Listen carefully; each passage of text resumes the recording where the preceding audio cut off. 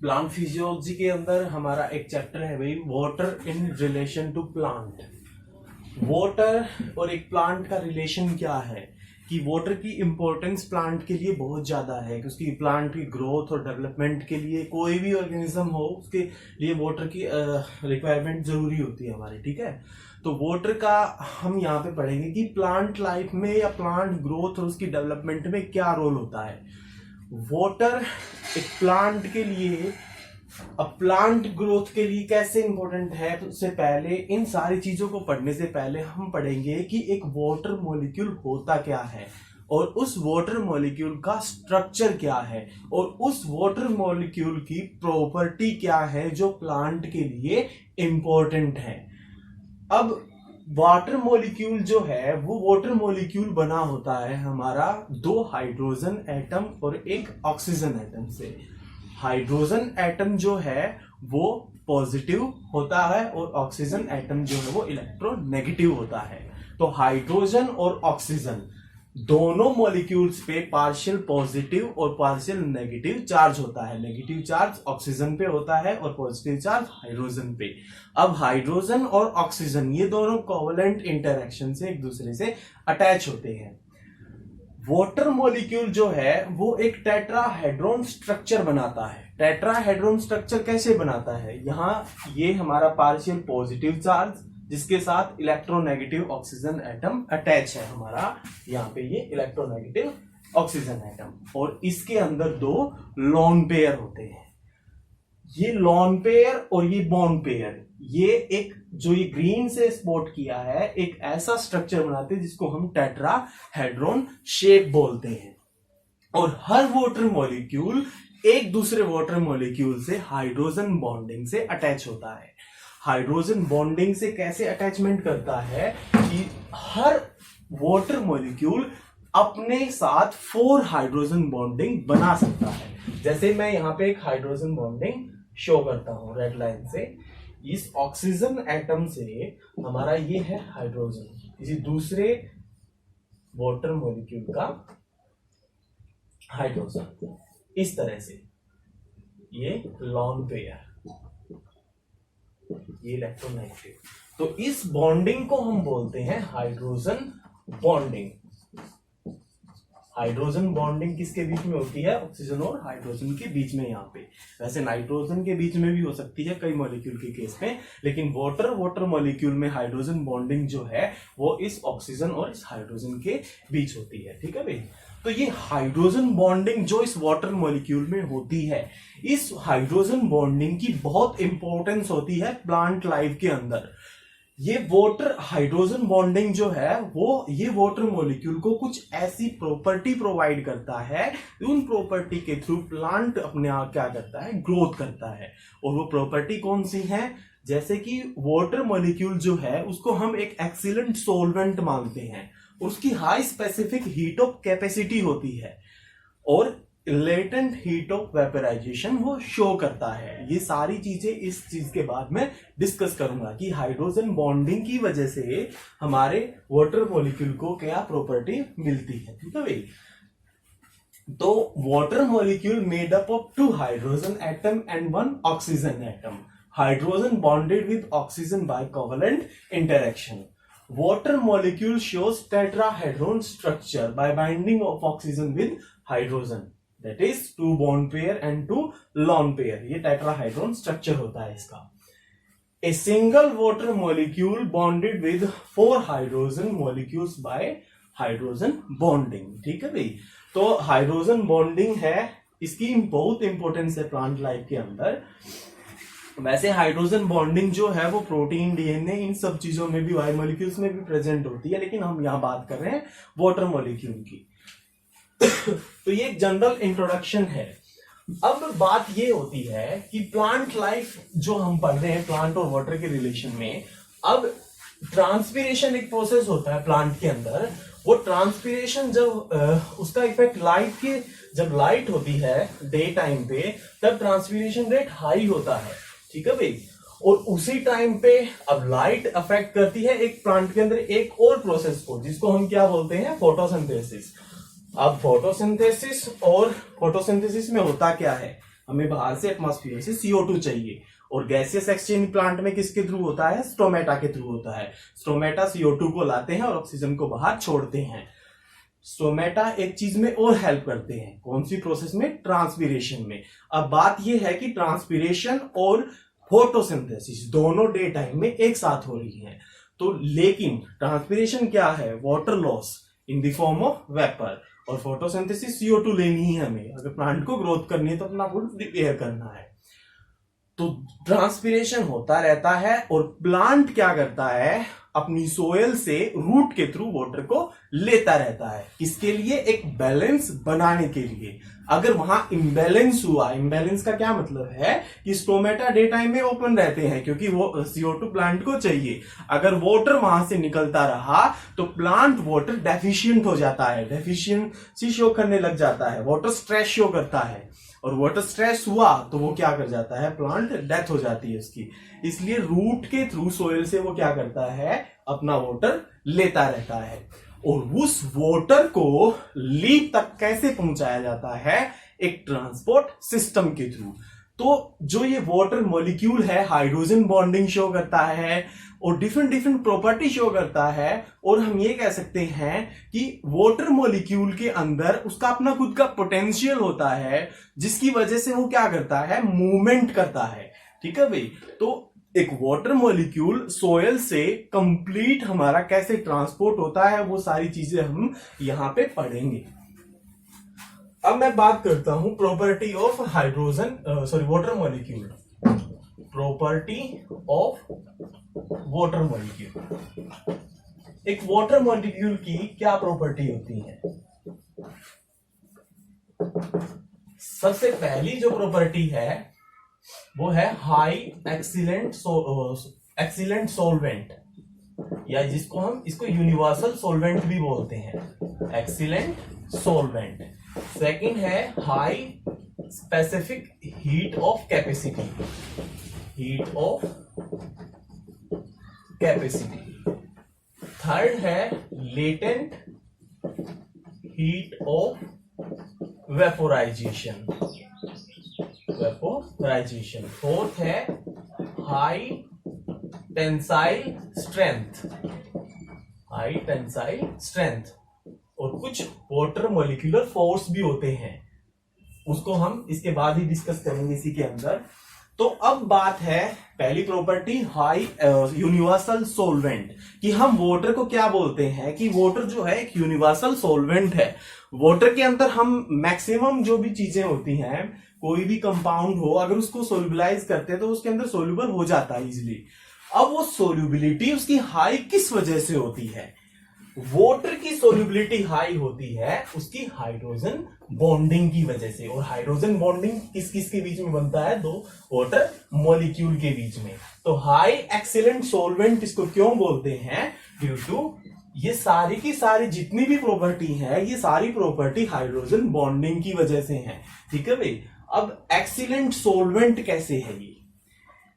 जब हम जैसे वाटर एंड आयनिक कंपाउंड है, कोई आयनिक कंपाउंड, या वाटर एंड कोई सोल्यूट है हमारा, जैसे कि सुक्रोज। जब हम इनको सोल्यूबलाइज करते हैं तो ये क्या करता है?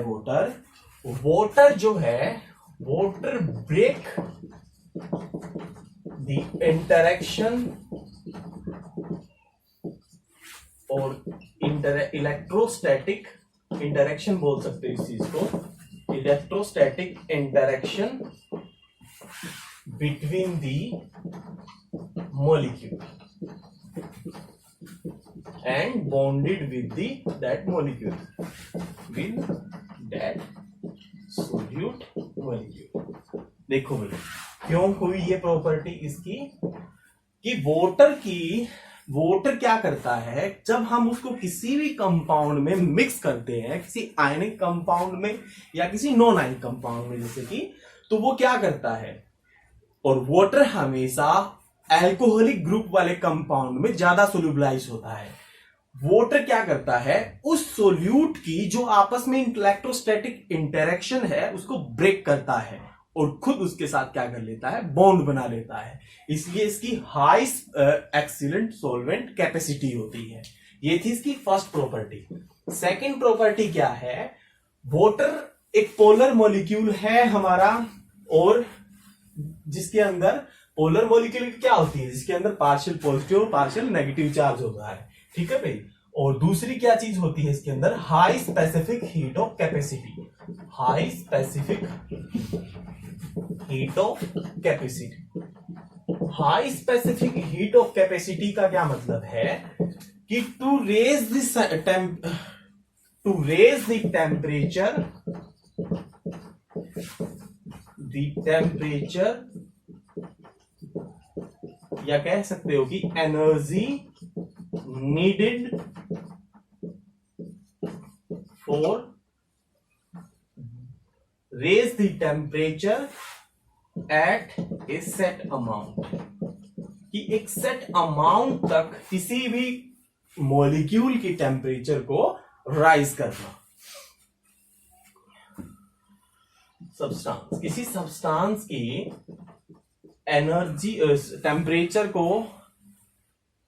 राइज करने वाली एनर्जी हम उसको क्या बोलते हैं, उसकी high specific heat of capacity. अब वाटर की high specific heat of capacity होती है, देखो भाई, जैसे ही हम मान लो कि एक वाटर है, उसको हमने बॉइलिंग करना स्टार्ट किया, उसके टेम्परेचर को बढ़ाना स्टार्ट किया, तो वाटर मॉलिक्यूल क्या करते हैं, मोशन करना स्टार्ट कर देते हैं, उनकी काइनेटिक एनर्जी हाई हो जाती है, वो एक लोकेशन से दूसरी लोकेशन में ट्रांसलोकेट होना स्टार्ट करते हैं। तो अब बात ये है कि जब हम टेम्परेचर को इंक्रीज करते रहते हैं, तो इसकी high specific heat of capacity क्यों बोला गया। जब हम टेम्परेचर इंक्रीज करते रहते हैं तो वाटर मॉलिक्यूल में मैंने क्या बताया, हाइड्रोजन बॉन्डिंग होती है। यहां ये हाइड्रोजन बॉन्डिंग जो है वो एक रबर बैंड की तरह काम करती है, कि जितनी हम एनर्जी उसको हीट प्रोवाइड करते रहते हैं, वो हाइड्रोजन बॉन्डिंग उस हीट को क्या करता रहता है, एब्जॉर्ब करता रहता है। ठीक है भाई, मान लो कि ये एक हमारा वाटर मॉलिक्यूल है इस तरह से, और यहां पे क्या है, ये है हमारा हाइड्रोजन बॉन्डिंग। ये जैसे ही हम इसको हीट प्रोवाइड करते रहते हैं वाटर मॉलिक्यूल को, तो ये एक क्या करता है, ये हाइड्रोजन बॉन्डिंग जो है ये एक रबर बैंड की तरह काम करती है, रबर बैंड की तरह काम करती है, और हाई हीट को क्या करती रहती है, एब्जॉर्ब करती रहती है। इसलिए वाटर मॉलिक्यूल को बॉयल करने के लिए, या ये कह सकते हैं अदर लिक्विड की कंपैरिजन में, इसके टेम्परेचर को राइज करने के लिए हमें हाई हीट ऑफ एनर्जी की जरूरत पड़ती है। इसी फिनोमिना को यूज करके प्लांट टेम्परेचर फ्लक्चुएशन से की प्रॉब्लम को रेगुलेट करते हैं। ठीक है भाई, इसकी इंपॉर्टेंस क्या है, इंपॉर्टेंस ये है प्लांट के लिए, to regulate, plant regulate the fluctuation of temperature, fluctuation of temperature. देखो, कभी टेम्परेचर ज्यादा हुआ, कभी टेम्परेचर कम हुआ, इन सब प्रॉब्लम से रेगुलेट करने के लिए प्लांट जो है वो वाटर की high specific heat of capacity को यूज करते हैं। ठीक है भाई, हाई हीट ऑफ कैपेसिटी में दोबारा से बता देते हैं क्या होती है, कि एक energy needed to raise the temperature of a substance for a set of amount. ठीक है भाई, अब वाटर मॉलिक्यूल की high specific heat of capacity होती है, क्यों, क्योंकि जो उसकी हाइड्रोजन बॉन्डिंग है वो हाई एनर्जी को क्या कर लेती है, हीट को एब्जॉर्ब करती है। इसलिए इस टेम्परेचर, इसके टेम्परेचर को बढ़ाने के लिए हमें क्या चाहिए, high heat of input of energy चाहिए। इसलिए क्या है कि इसकी हीट ऑफ कैपेसिटी ज्यादा होती है। अब है इसकी third property, latent heat of vaporisation, कि इसकी लेटेंट हीट ऑफ वेपोराइजेशन का मतलब होता है हिडन एनर्जी। लेटेंट हीट का क्या मतलब है, हिडन फॉर्म ऑफ एनर्जी। और वेपोराइजेशन क्या होता है कि एक लिक्विड मॉलिक्यूल को हमारा गैस की फॉर्म में कन्वर्ट करना। तो थर्ड प्रॉपर्टी है latent heat of vaporisation, latent heat of vaporisation, कि water have high latent heat of vaporisation, और लेटेंट वेपोराइजेशन का क्या मतलब है, conversion of liquid into the gas molecule. और ये कब होता है, ये प्लांट में तब होता है जब प्लांट के अंदर ट्रांसपीरेशन होता है, इवेपोरेशन ऑफ वाटर होता है थ्रू स्टोमेटा, वाटर लॉस होता है किसकी फॉर्म में, वाटर वेपर या गैस की फॉर्म में। वो जब वाटर का हमारा यहाँ पे क्या होता है, इवेपोरेशन होता है, और प्लांट इस फिनोमिना को यूज करते हैं उसकी high latent heat of vaporisation की वजह से।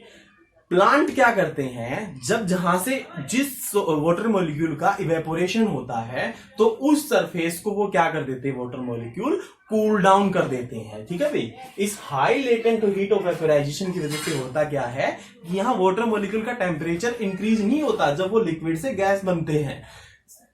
और इसका बेनिफिट क्या है कि जहां से वो इवेपोरेट हुए हैं उस प्लांट सरफेस को ये क्या कर देते हैं, कूल डाउन कर देते हैं। इसलिए इस फिनोमिना को यूज करके प्लांट क्या करते हैं, ट्रांसपीरेशन करते हैं, अपनी ट्रांसपीरेशन करते हैं, वाटर लॉस करते हैं। उस वाटर लॉस का ही क्या है, इंपॉर्टेंस क्या है वाटर लॉस की प्लांट के लिए, कूल डाउन ऑफ प्लांट। ठीक है, फोर्थ प्रॉपर्टी है हमारे यहां पे high tensile strength.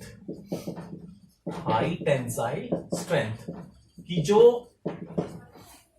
Water molecule है उसकी टेंशन की प्रॉपर्टी जो है वो हाई होती है, टेंशन क्रिएट करने की। अब जैसे कि मेरे पास है एक सिरिंज है, सिरिंज से क्या करते हैं, सिरिंज में नोब है यहाँ पे कैप उसकी, हम वाटर को अंदर पुल करते हैं और एक हम उसको बाहर पुश करते हैं। जब हम वाटर मॉलिक्यूल को, जो वाटर इसके अंदर है, उसको प्लंजर से पुश करते हैं तो उसके अंदर क्या होता है, एक पॉजिटिव हाइड्रोस्टैटिक प्रेशर क्रिएट होता है। और जब हम उसको क्या करते हैं, पुल करते हैं, ठीक है भाई, तो उसमें क्या होता है, एक नेगेटिव प्रेशर क्रिएट होता है।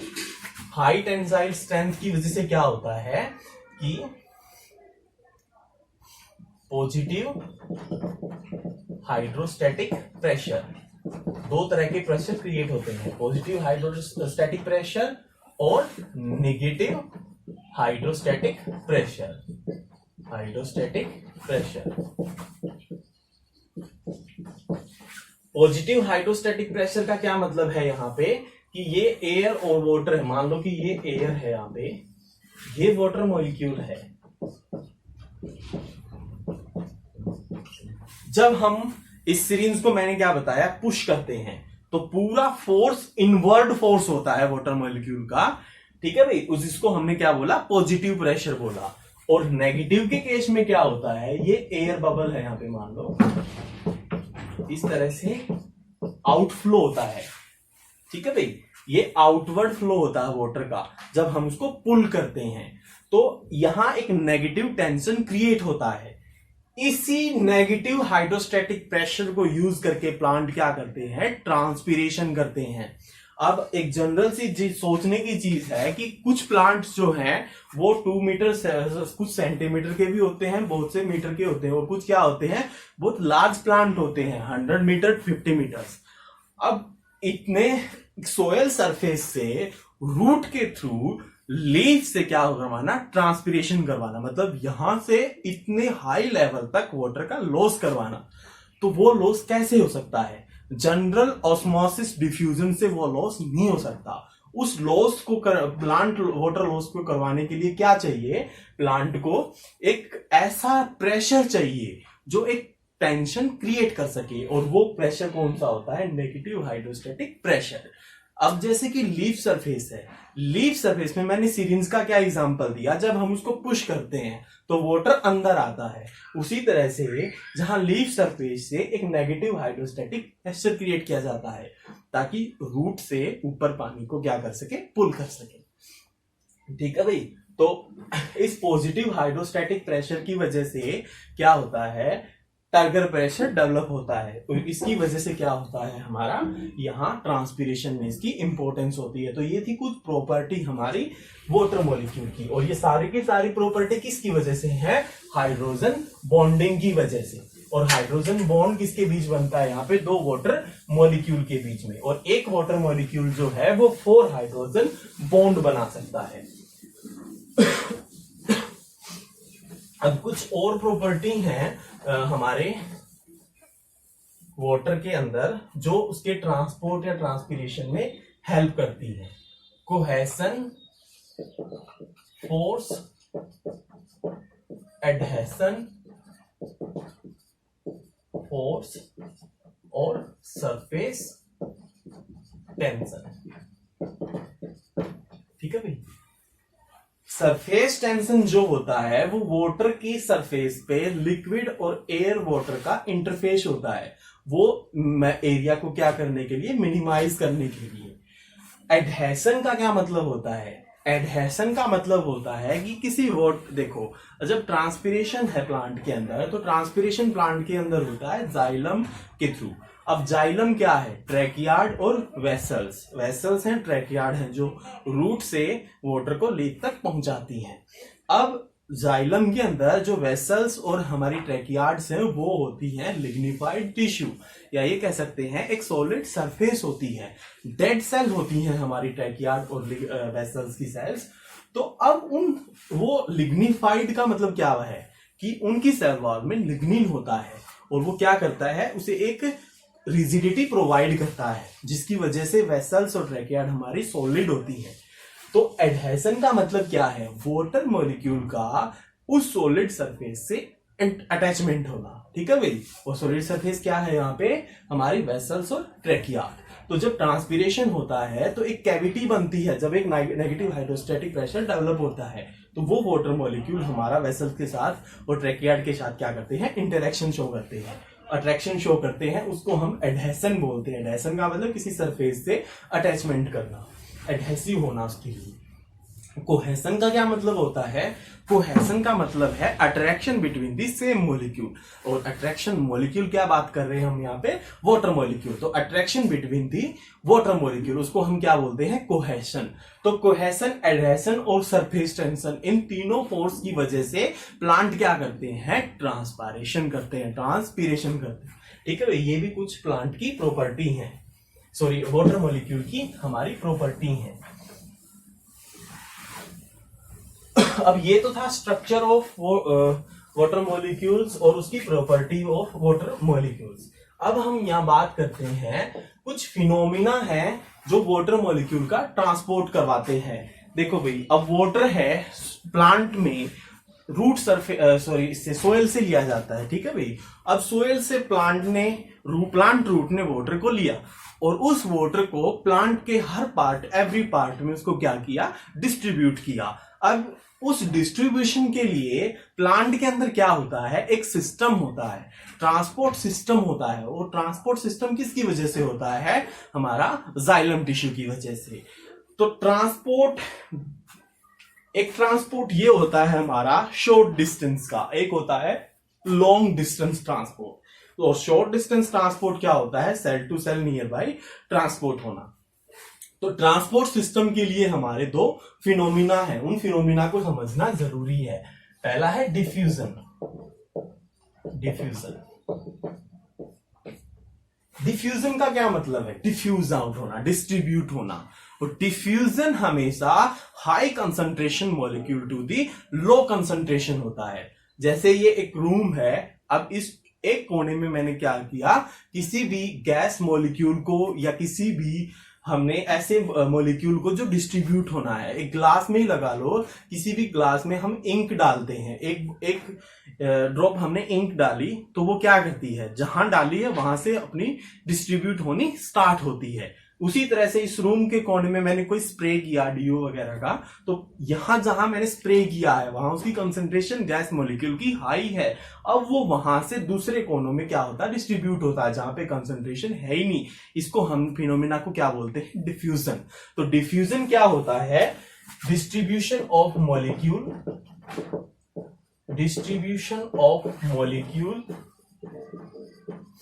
From high concentration to the low concentration. Low concentration में हाई से लो तक मूव करना। डिफ्यूजन को यहां स्पेसिफाई किया था फिक्स ने, एडोल्फ फिक्स थे, इन्होंने डिफ्यूजन को क्या किया था, हमारा डिफ्यूजन के बारे में बताया था। इसको हम फिक्स लॉ भी बोलते हैं, फिक्स लॉ। फिक्स लॉ के अकॉर्डिंग क्या होता है, जूल डेंसिटी होती है यहाँ पे, फ्लक्स डेंसिटी जिसको हम बोलते हैं, वो होती है हमारी diffusion coefficient change in concentration to a short distance, ये है x। इसको हम बोलते हैं फ्लक्स डेंसिटी और change in concentration, change in concentration. और x क्या हुई हमारी, distance travel by concentrated molecule, जो मॉलिक्यूल के बीच में कंसंट्रेशन है उनके द्वारा क्या डिस्टेंस जो है वो ट्रेवल की गई, उसको हम ये बोलते हैं, और ये होता है डिफ्यूजन कोफिशिएंट। तो ये फ्लक्स ने एक लॉ दिया था हमारा डिफ्यूजन के लिए। अब डिफ्यूजन, ये चीज हम नॉर्मली सेल में भी पढ़ते हैं कि सेल से मॉलिक्यूल को easily without the energy of any energy of molecule क्या होना, उसका ट्रांसपोर्ट होना, उसको हम क्या बोलते हैं, डिफ्यूजन। सिंपल डिफ्यूजन भी होता है, फैसिलिटेटेड डिफ्यूजन भी होता है। सिंपल डिफ्यूजन और फैसिलिटेटेड डिफ्यूजन दोनों में डिफरेंस सिर्फ प्रोटीन कंपाउंड का, प्रोटीन मॉलिक्यूल का है कि फैसिलिटेटेड में प्रोटीन चाहिए और सिंपल में without the involvement of protein क्या हो जाते हैं, मॉलिक्यूल ट्रांसपोर्ट हो जाते हैं। लेकिन दोनों फिनोमिना कैसे हैं, पैसिव डिफ्यूजन है, without the involvement of any energy. ATP, कोई भी एटीपी वहां इन्वॉल्व नहीं होती, सिंपली कंसंट्रेशन के अकॉर्डिंग वो मॉलिक्यूल क्या होते हैं, हमारे डिफ्यूज आउट होते हैं। इसलिए डिफ्यूजन क्या है कि हमारा मॉलिक्यूल का high concentration to low concentration diffusion होना। मान लो कि बीच में ये एक मेम्ब्रेन है हमारी और दो सॉल्यूशन है यहाँ पे, कि एक में क्या है हमारा, यहां कोई भी मॉलिक्यूल है, वाटर का ही मान लो, यहाँ हाई वाटर है और यहाँ पे वाटर जो है लो है, तो इस वाटर मॉलिक्यूल का यहाँ हाई टू लो क्या होना, हमारा मूवमेंट होना, इसको हम क्या बोलते हैं, डिफ्यूजन बोलते हैं, या कोई भी अदर मॉलिक्यूल हो। अब ऑस्मोसिस एक टर्म होती है, डिफ्यूजन के फिनोमिना को ही बोला जाता है ऑस्मोसिस। और ऑस्मोसिस कब बोलते हैं, जब डिफ्यूजन जो है वो वाटर मॉलिक्यूल का हो। ऑस्मोसिस किसको बोलते हैं हम, diffusion of water molecule in A membrane, across A membrane, इसको हम क्या बोलते हैं, ऑस्मोसिस बोलते हैं। अब ऑस्मोसिस फिनोमिना को प्लांट यूज करते हैं अपने ट्रांसपोर्ट सिस्टम के लिए। इस ऑस्मोसिस को समझने के लिए हम तीन तरह के यहां सॉल्यूशन पढ़ते हैं। पहला सॉल्यूशन है हमारा hypotonic solution, hypotonic solution. Second है हमारा हाइपरटोनिक सॉल्यूशन और थर्ड सॉल्यूशन जो है वो है आइसोटोनिक सॉल्यूशन। ठीक है भाई। अब यहां बात किसकी हो रही है, देखो एक सॉल्यूशन कोई भी हो हमारा, इस सॉल्यूशन के अंदर दो चीजें होती हैं, एक सोल्यूट और दूसरा सोलवेंट। ठीक है भाई, सोल्यूट और सोलवेंट मिलके क्या बनाते हैं, सॉल्यूशन बनाते हैं। अब हाइपो का मतलब लेस, हाइपर मोर कंसंट्रेशन, आइसो मैंने सेम। अब टोनिक, यहां बात किसकी हो रही है, हमारी सोल्यूट की बात हो रही है कि हाइपोटोनिक सॉल्यूशन जो है, फर्स्ट जो सॉल्यूशन हाइपोटोनिक सॉल्यूशन, इसके अंदर हमारा सोल्यूट कम होता है। इस हाइपोटोनिक सॉल्यूशन के अंदर सोल्यूट लेस और सॉल्वेंट ज्यादा। ठीक है भाई। सेकंड जो है हाइपरटोनिक सॉल्यूशन, इसके अंदर क्या होता है, हाई सोल्यूट और लो सोलवेंट। ठीक है भाई, ये एरो निशान जो है स्लो सॉल्वेंट के लिए। एक होता है third solution isotonic solution. Isotonic solution, इसका क्या मतलब है कि आइसोटोनिक में सेम सॉल्यूट और सेम सोलवेंट, सेम सॉल्यूट और सेम सोलवेंट। अब हम इस फिनोमिना को समझने के लिए एक बीकर लेते हैं यहाँ पे, ठीक है भाई। ये बाहर इस बीकर के अंदर हम क्या करते हैं, एक फ्लैसिड सेल लेते हैं। फ्लैसिड सेल, फ्लैसिड सेल का मतलब होता है कि जिसके अंदर कोई टर्गर प्रेशर नहीं होता। अब आप लोग समझोगे कि पहले एक बार मैं टर्गर प्रेशर के बारे में बताता हूं क्या होता है। देखो, हर प्लांट के अंदर उसकी मेम्ब्रेन होती है और उसके आउटर क्या होती है, उसकी सेल वॉल होती है, ठीक है भाई। मैंने थोड़ा सा ये लार्ज स्पेस में बनाया है, जैसे सेल वॉल, ये मेम्ब्रेन और ये इसका न्यूक्लियस है, मान लो ये इसकी सेल वॉल है। देखो, जब वाटर इसके अंदर मूव करता है, वाटर मॉलिक्यूल मूव करता है यहाँ पे, तो ये मेम्ब्रेन जो है, ये मेम्ब्रेन हमारी इस सेल वॉल के अगेंस्ट एक प्रेशर क्रिएट करती है, एक प्रेशर लगाती है यहाँ पे, ठीक है भाई। ये क्या है, प्रेशर है। ये प्रेशर होता है पॉजिटिव हाइड्रोस्टैटिक प्रेशर। अब प्रेशर लगता है तो वॉल क्या होगी, उससे स्ट्रेच होगी, और वॉल, सेल वॉल क्या होती है प्लांट की, रिजिड होती है। इसलिए यहां सिर्फ एक लिटिल बिट एक्सपेंशन होता है सेल का, लेकिन वो सेल वॉल जो है ब्रेक नहीं होती, ठीक है भाई। तो इस प्रेशर, ये प्रेशर जो है ये किसने क्रिएट किया, इस मेम्ब्रेन ने, इसके अगेंस्ट, सेल वॉल के अगेंस्ट। अब ये सेल वॉल इसके अगेंस्ट एक प्रेशर लगाती है। अब इस प्रेशर की वजह से, इन दोनों प्रेशर की वजह से क्या डेवलप होता है, टर्गर प्रेशर बनता है, ठीक है भाई। टर्गर प्रेशर कैसे डेवलप हुआ, मेम्ब्रेन का सेल वॉल के अगेंस्ट प्रेशर लगाना और सेल वॉल का मेम्ब्रेन के अगेंस्ट प्रेशर जनरेट करना, ये क्या डेवलप कराता है, टर्गर प्रेशर। तो टर्गर प्रेशर, एक फ्लैसिड सेल जो हमने ली है, इसके अंदर क्या है, नो टर्गर प्रेशर। समझ रहे हो भाई, इसके अंदर कोई टर्गर प्रेशर नहीं है। ना तो वाटर इसके अंदर इतना है कि वो टर्गर सेल वॉल के अगेंस्ट जाके क्या करवा सके, मेम्ब्रेन का फोर्स लगवा सके, और ना ही इतना कम है कि वो बिल्कुल ही हमारी मेम्ब्रेन जो है वो सिकुड़ जाए, ठीक है। तो ये था टर्गर प्रेशर का कॉन्सेप्ट। अब तीन सॉल्यूशन जो हमने लिए हैं, मान लो कि ये एक सॉल्यूशन है हमारा हाइपोटोनिक सॉल्यूशन, ठीक है। अब जो ये फ्लैसिड सेल है, इस फ्लैसिड सेल के अंदर क्या है, हाइपोटोनिक, इसका अपना सॉल्यूशन होगा, ठीक है। हर सेल सिस्टम एक ऑर्गेनिज्म की तरह काम करती है, उसका अपना एक ओपन सिस्टम होता है। तो सॉल्यूशन है, तो इस सॉल्यूशन 2 हम मानते हैं और इसको हम सॉल्यूशन 1 मानते हैं। हाइपो है, सोल्यूट क्या हुआ यहाँ पे, कम है, यहाँ पे लिखा भी है पहले। तो सोल्यूट कम है, सोलवेंट ज्यादा है।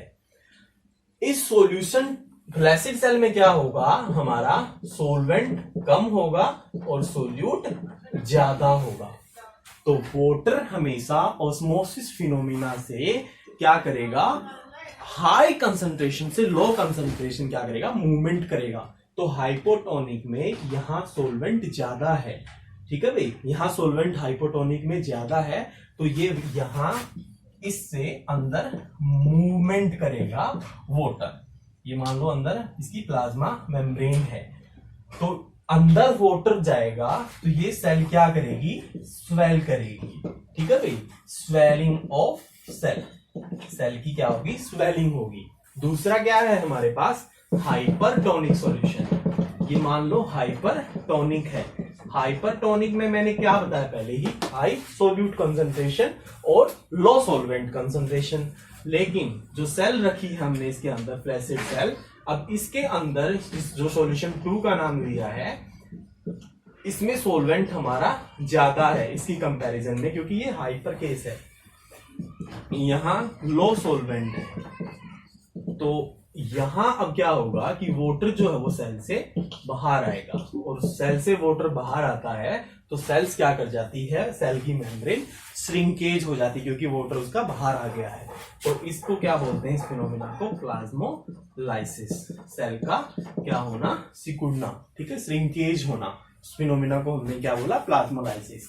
अब ये एक आइसोटोनिक है। आइसोटोनिक का क्या मतलब है कि बाहर भी सेम सॉल्यूशन है, अंदर भी सेम सॉल्यूशन है, तो इस सॉल्यूशन पे कोई उसका असर नहीं पड़ेगा, ठीक है भाई। तो ये थे डिफरेंट डिफरेंट टाइप के हमारे सॉल्यूशन।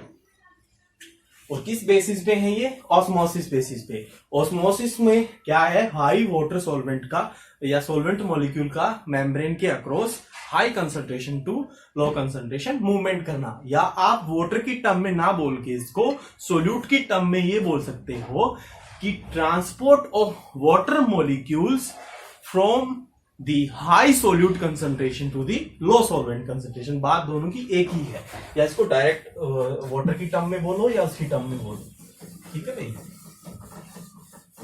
अब इसी फिनोमिना से, ऑस्मोसिस फिनोमिना से ही बनता है हमारा एक कॉन्सेप्ट पढ़ते हैं हम वाटर पोटेंशियल का, कि वाटर पोटेंशियल क्या होता है एक सेल के अंदर।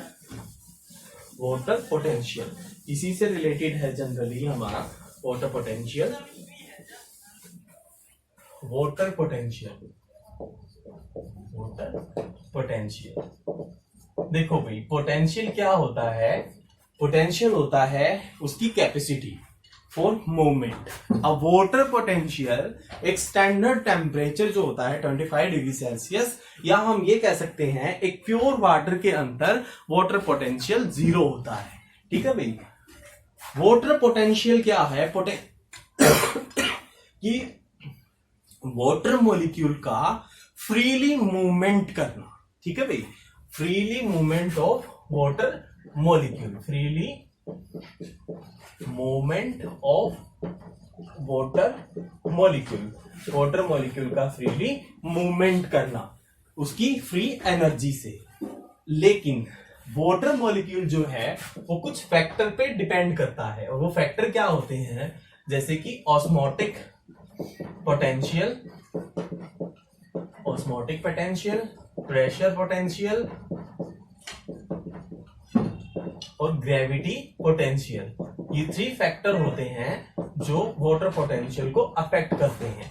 ऑस्मोटिक पोटेंशियल होता है सोल्यूट की वजह से, ठीक है भाई, और प्रेशर पोटेंशियल होता है उसमें प्रेशर, एटमॉस्फेरिक प्रेशर के अकॉर्डिंग कितना वाटर का प्रेशर है, और ग्रेविटेशनल ये होता है ग्रेविटी की वजह से हमारा। तो ये तीनों चीजें, सोल्यूट, प्रेशर और ग्रेविटी, ये वाटर की फ्री एनर्जी को क्या करते हैं, हमारे डिस्ट्रीब्यूट करते हैं। उसके हिसाब से हमने इसको क्या बोला कि free water potential affected by the 3 factor, osmotic potential, pressure potential और ग्रेविटी पोटेंशियल। अब एक एक टर्म को हम डिफाइन करें कि ऑस्मोटिक पोटेंशियल क्या है। ऑस्मोटिक पोटेंशियल देखो, मैंने क्या बताया, कोई भी प्योर वाटर है हमारे पास, उस प्योर वाटर के अंदर फ्रीली मूवमेंट होती है मॉलिक्यूल की, लेकिन जैसे ही हमने उसके अंदर कोई सोल्यूट मिक्स किया तो वो सोल्यूट क्या करता है, उसकी फ्री एनर्जी को क्या कर देता है, उसके एक ऑर्डर को क्या कर देता है, डिस्टर्ब कर देता है, उसको डिसऑर्डर लेके आता है वहां पे, ठीक है भाई। ऑस्मोटिक पोटेंशियल किसकी वजह से होता है, सोल्यूट की वजह से, कि free movement of molecule disturb by the addition of solute. और हमेशा देखो कि कोई भी था, प्योर वाटर था, उसके अंदर फ्री मूवमेंट हो रही थी वाटर की, लेकिन जैसे ही हमने उसमें कोई सुक्रोज वगैरह या कुछ ऐड किया, कोई आयन मिक्स किया, तो उससे क्या होगा, वाटर मॉलिक्यूल जो थे फ्रीली मूवमेंट कर रहे थे, अब वो सोल्यूट के साथ बॉन्डिंग बनाएंगे, और बॉन्डिंग होगी तो उससे क्या होगी, उसकी मूवमेंट में फर्क पड़ेगा, उसकी फ्री एनर्जी से वो मूवमेंट नहीं कर पाएंगे। इसलिए क्या है कि सोल्यूट के हिसाब से, सोल्यूट के अकॉर्डिंग वो ऑस्मोटिक पोटेंशियल या वाटर पोटेंशियल क्या है, एक वाटर का रिड्यूस होता है, ठीक है भाई। Osmotic potential reduce the water potential of, reduce the water potential of water, ठीक है भाई। ये क्या करते हैं, रिड्यूस करते हैं। दूसरा क्या है, और इसको हम डिनोट किससे करते हैं, वाटर पोटेंशियल को हम साई से डिनोट करते हैं, ठीक है भाई, साई से डिनोट करते हैं, और ऑस्मोटिक पोटेंशियल को हम साई एस से डिनोट करते हैं, ऑस्मोटिक पोटेंशियल। अब सेकंड है हमारा प्रेशर पोटेंशियल, कि प्रेशर एक हाइड्रोस्टैटिक प्रेशर जो क्रिएट होता है उसके एटमॉस्फेयर के अकॉर्डिंग वाटर के अंदर, उसको हम क्या बोलते हैं, प्रेशर पोटेंशियल बोलते हैं। अब वो दो तरह का हो सकता है हमारा, वो पॉजिटिव हाइड्रोस्टैटिक प्रेशर भी हो सकता है और नेगेटिव भी हो सकता है, हाइड्रोस्टैटिक प्रेशर और negative hydrostatic pressure, hydrostatic pressure, इसको हम साई पी से डिनोट करते हैं। पॉजिटिव हाइड्रोस्टैटिक प्रेशर हमने कहां पढ़ा था, जब एक टर्गर प्रेशर डेवलप होता है, और नेगेटिव हाइड्रोस्टैटिक हम कहां पढ़ते हैं, जब ट्रांसपीरेशन प्रोसेस होती है, कि एक सोयल से रूट से इतने हाई लेवल तक एक टेंशन क्रिएट करके क्या करना, वाटर की मूवमेंट करवाना, वो नेगेटिव हाइड्रोस्टैटिक प्रेशर की वजह से होता है। और ग्रेविटी पोटेंशियल को हम यहाँ नेग्लिजिबल मान के चलते हैं, तो इसके अंदर ग्रेविटी के अंदर, तो जो एक पोटेंशियल है हमारा वो दो मेन फैक्टर से अफेक्ट होता है, सोल्यूट पोटेंशियल प्लस से प्रेशर पोटेंशियल से, ठीक है भाई। इस चीज को हम आगे कंटिन्यू करते हैं अभी, कि वाटर पोटेंशियल का हम यहाँ, जैसे हमने फोटोनिक, आइसोटोनिक और इन सॉल्यूशन में केस देखा था, उसी हिसाब से हम वाटर पोटेंशियल को पढ़ सकते हैं यहाँ पे। कि एक बीकर है, इसके अंदर ये प्योर वाटर है, इस प्योर वाटर का कोई भी पोटेंशियल नहीं होता, मैंने अभी बताया कि इसके अंदर जीरो, और इसकी मापने मेजर करने के लिए यूनिट क्या होती है, वाटर पोटेंशियल को हम इंस्ट्रूमेंट जो है वो साइक्रोमीटर होता है, उससे मेजर करते हैं, और यूनिट क्या होती है, मेगा पास्कल या पास्कल, ठीक है भाई। Solute potential zero, water potential 0 mega pascal, और पोटेंशियल जो है वाटर पोटेंशियल वो भी 0 होगा, ठीक है भाई। एक प्योर वाटर के अंदर कोई पोटेंशियल नहीं होता है यहाँ पे।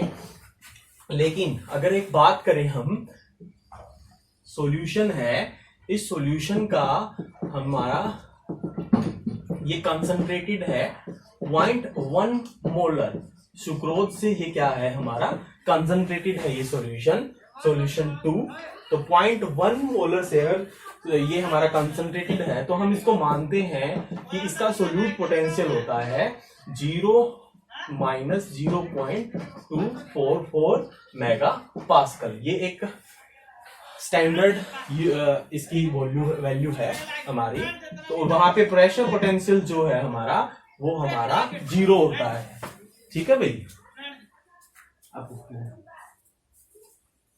तो प्रेशर पोटेंशियल वहां 0 है।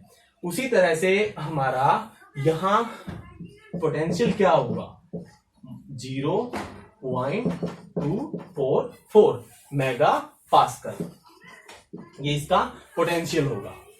तो अब एक फ्लैसिड सेल लेते हैं हम, फ्लैसिड सेल, मैंने क्या बताया, फ्लैसिड सेल के अंदर नो टर्गर प्रेशर, कि कोई उसका टर्गर प्रेशर नहीं है।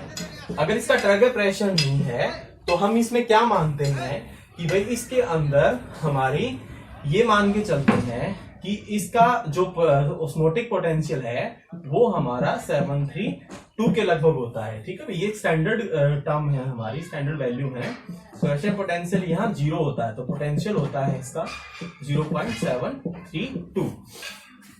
अब इसी सॉल्यूशन में मैंने एक फ्लैसिड सेल को रखा, ये एक फ्लैसिड सेल है और इसका पोटेंशियल कितना है -0.732, और सॉल्यूशन का पोटेंशियल कितना है हमारा 0.244। तो ये हमारा लेस नेगेटिव है, ये हमारा हाईली नेगेटिव है। तो लेस नेगेटिव है तो इसका वाटर पोटेंशियल क्या है हमारा ज्यादा है, और इसका वाटर पोटेंशियल जो है वो कम है। तो लेस नेगेटिव जो है उसका पोटेंशियल ज्यादा होगा, और हाई नेगेटिव जो है उसका पोटेंशियल कम होगा। तो हमारा potential movement, water potential movement कहां होती है, high water potential to the low water potential. इसलिए जो हमारा सॉल्यूशन से हमारा इनवर्ड क्या होता है, यहाँ पे मूवमेंट होती है वाटर की, ठीक है भाई। उसी तरह से एक फिनोमिना हम ये पढ़ते हैं कि हमारे पास एक सॉल्यूशन है।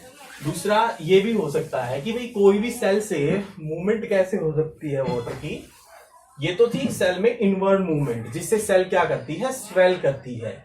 उसी तरह से मान लो कि एक सेल है हमारे पास, उसका प्रेशर पोटेंशियल क्या है, इसका प्रेशर पोटेंशियल हमारा फ्लैसिड सेल का यहां मैं मानता हूं कि 0.244 है, और सॉल्यूशन जो है वो हमारा 0.3 मोलर कंसंट्रेटेड है, और 0.3 मोलर कंसंट्रेटेड सॉल्यूशन का पोटेंशियल हमारा होता है 0.732।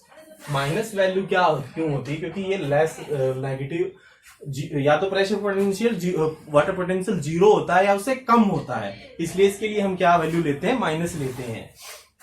अब इसमें यहाँ पे हमने फ्लैसिड सेल को रखा, ये फ्लैसिड सेल है और इसका पोटेंशियल कितना है 0.244।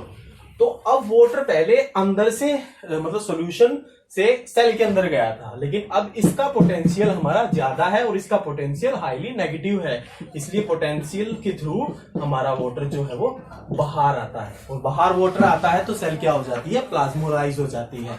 तो इन सब चीजों को, इन सब कॉन्सेप्ट को प्लांट क्या करता है, ट्रांसपिरेशन में यूज करता है। तो जनरली आज हमने पढ़ा क्या है, वाटर के स्ट्रक्चर के बारे में और उसकी प्रॉपर्टी के बारे में, जो कि हाइड्रोजन बॉन्डिंग की वजह से होती हैं, और कुछ हमारा हमने पोटेंशियल के बारे में जनरल कॉन्सेप्ट पढ़ा है। और वाटर पोटेंशियल यहाँ इंपॉर्टेंट है, वाटर पोटेंशियल से क्वेश्चन आता ही आता है, इसमें नेगेटिव वैल्यू जो है उससे कंफ्यूज मत होना। जैसे 0.244 है ये, मतलब 0.244, ये माइनस, ये लेस नेगेटिव होगी और ये हमारी हाई नेगेटिव होगी, तो इसका पोटेंशियल ज्यादा है, इसका पोटेंशियल कम है। तो ये जनरल था हमारा वाटर पोटेंशियल के बारे में।